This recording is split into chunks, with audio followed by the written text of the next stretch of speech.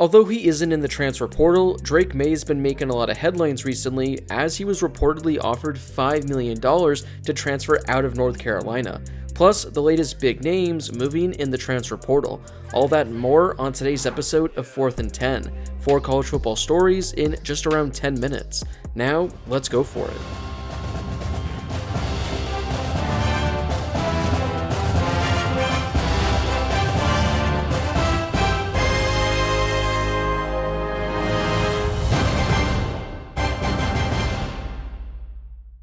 Before we get to today's video, make sure to smash that subscribe button and turn on those notifications if you're new to my channel. If you're watching this video, odds are that you love college football, and odds are you aren't subscribed to my channel. So make sure to subscribe to one of the best college football communities here on YouTube. I'm posting college football videos all off season, so make sure to subscribe so you never miss a video. Also, make sure to drop a like on this video as well. It helps out with that YouTube algorithm and helps share the video with more college football fans. Plus, it only takes a second to do. A player who didn't put their name into the portal but's been generating a lot of buzz is North Carolina's starting quarterback, Drake Maye. There have been numerous reports over the last few weeks that he'd potentially enter the transfer portal, as a number of teams are reportedly offering him up to $5 million in NIL. Well, he tweeted a couple weeks ago that he'd be returning to North Carolina for the 2023 season. But the drama just didn't end there. This past week, a couple of coaches added fuel to the rumors of Maye reportedly being offered top dollars to transfer out. Pittsburgh head coach Pat Narduzzi said during a radio interview last week that he's heard 2 schools offer Drake Maye $5 million to transfer out. During his interview, he wouldn't say who, but he said he knows exactly who they are, and he added that it's gotten out of control and it's only going to get worse. Then this past week at a presser, Mac Brown said Maye turned down a whole lot of money. I can't say who they are, and don't ask Drake. You know who they are. Just look at all the ones who are getting all the top recruits. So yeah, having 2 coaches publicly say it's going on, there's gotta be at least some truth to that. Well, in an interview with ESPN last week, Maye pretty much squashed those rumors. Well, he sort of did. Those rumors weren't really reality. Pitt's coach ended up putting that out there. I don't know what that was about. You have to enter the transfer portal to talk to these schools and hear these offers. For me, I think college football is going to turn into a mess. They're going to have to do something. There was nothing to me or my family directly offered from any of these other schools. Nothing was said or offered to the Mayes. Maybe I'm reading too much into this, but I think Maye showed his politician side by working around his words. Just the way he says that nothing was directly offered to him or his family, and saying nothing was said or offered to the Mayes.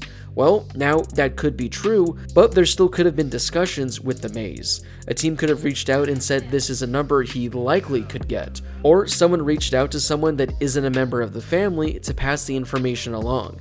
Again, that's me probably reading a little too much into this, but I do think there were programs trying to offer him that much. But hey, if that's the case, major props to him for turning those offers down. Drake Maye had a breakout campaign for the Tar Heels in 2022.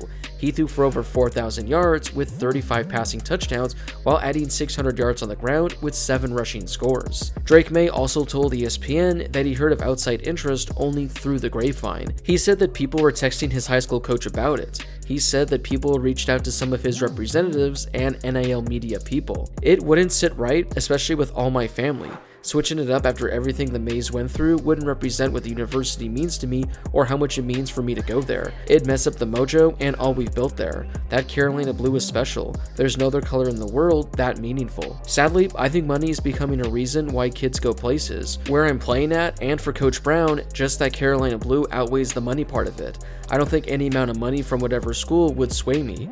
Nowadays, people are signing for NIL. It puts a lot of pressure on those kids. If I were to transfer out and go somewhere, it wouldn't be the same. Mark Maye said the family never discussed Drake leaving North Carolina, despite there being a lot of rumors of his son potentially entering the transfer portal. North Carolina was where he wanted to be. He never mentioned anything ever about wanting to see what's out there or anything like that. With Maye turning down more money elsewhere, reportedly, local NIL opportunities in North Carolina made sure to step up. Maye has an NIL deal with North Carolina's Heels for Life program. Here's what Graham Boone, the Heels for Life executive director, had to say. "We stepped up to the plate to be sure North Carolina was the best place for him. We wanted to make sure he had no interest in going anywhere else. Like Coach Brown said, he turned down a lot of money elsewhere. That doesn't mean Heels for Life didn't step up with a very, very fair amount." Based on that, it sounds like they were able to offer a significant amount, making it worthwhile for Drake Maye to stay with the Tar Heels. Like I mentioned, major props to Drake Maye for turning that number down if true, which personally, based on all the information out there, I definitely think it is.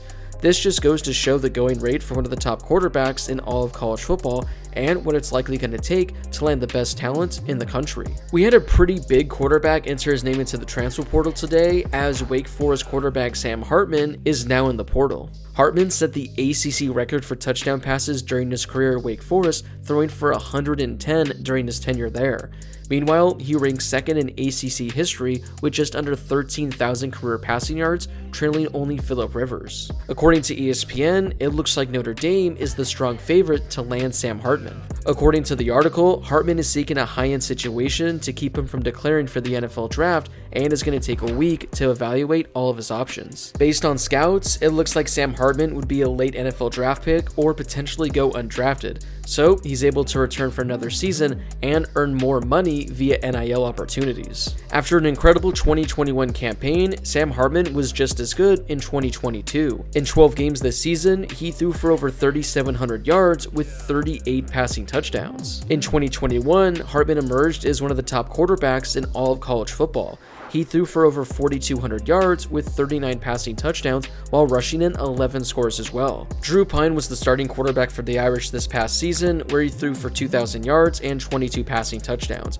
While that's an overall decent season, adding Sam Hartman is going to make this Notre Dame offense a whole lot better in 2023. We have another quarterback on the move, as former Texas quarterback Hudson Card announced he'd be transferring to Purdue. Card was a former top 40 recruit and was a redshirt sophomore this past season for the Longhorns. Overall, Card started 5 games over 2 seasons for Texas, throwing for 1,500 yards with 11 passing touchdowns. In 2021, he lost the starting job to Casey Thompson. Then in 2022, he lost the starting job to Quinn Ewers. With 3 seasons of eligibility remaining, I think Card is a huge get by Purdue. They have a brand new coaching staff, including new offensive coordinator Graham Harrell, which made it an appealing destination for Card. We have one final player entering the transfer portal, and that's former Texas wide receiver Ajayi Hall. If that name sounds familiar, well, it's because Ajayi Hall was once one of the top wide receiver recruits in the entire country. He originally committed to Alabama, but barely saw the field there as he finished his tenure with only 4 catches. There were some issues between him and the program, and he left Alabama and ended up transferring to Texas. However, he was arrested prior to playing in a game and finished his season catching only 1 pass for 7 yards. I haven't been able to find too much on what went down during his time with Texas,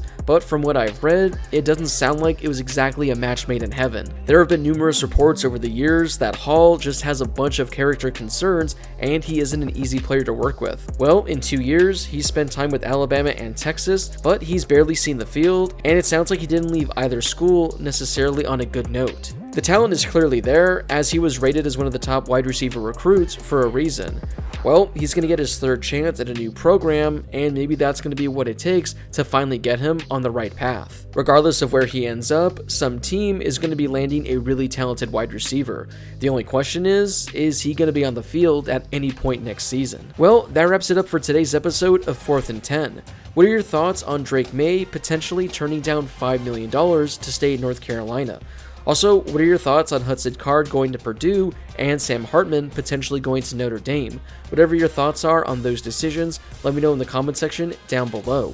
Before you leave, don't forget to smash that subscribe button and turn on those notifications if you're new to my channel. I'm posting college football videos all off season, so make sure to subscribe so you never miss a video. Also, don't forget to drop a like on this video as well. It helps out with that YouTube algorithm and helps share the video with more college football fans. Plus, it only takes a second to do. As always, thank you guys so much for watching, and I'll see you all in my next video.